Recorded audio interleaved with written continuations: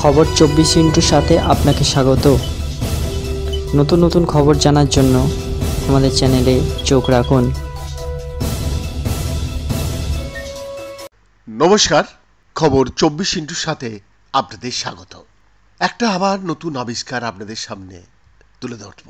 Nature কেমিস্ট্রিতে প্রকাশিত একটি নতুন গবেষণায় ইউএনসি চ্যাপেল হিল গবেষক রনিট ফ্রিম্যান এবং তার সহকর্মীরা ডিএনএ এবং প্রোটিন, জীবনের অপরিহার্য বিল্ডিং ব্লক, শরীরের কোষের মতো দেখতে এবং কাজ করে এমন কোষ তৈরি করতে পেরেছেন এবং সেই করার জন্যে যে পদক্ষেপগুলি নিয়েছিলেন তা বর্ণনা করেছেন।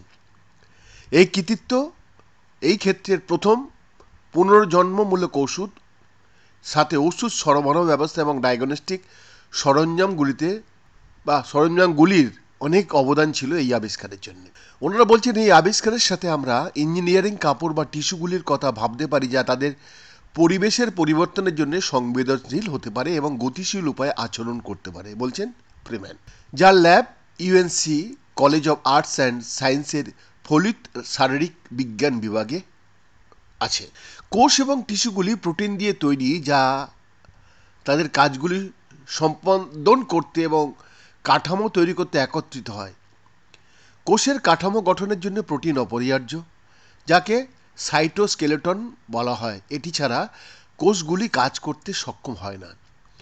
সাইটোস্কেলেটন কোষগুলিকে নমনীয় হতে দেয়, উভয় আকৃতিতে এবং তাদের পরিবেশের প্রতিক্রিয়াতে। প্রাকৃতিক প্রোটিন ব্যবহার না করে ফ্রিম্যান ল্যাব কার্যকরী সাইটোস্কেলেটন সহ কোষ তৈরি করেছেন যা আকৃতি পরিবর্তন করতে পারে এবং তাদের আশেপাশে প্রতিক্রিয়া দেখাতে পারে।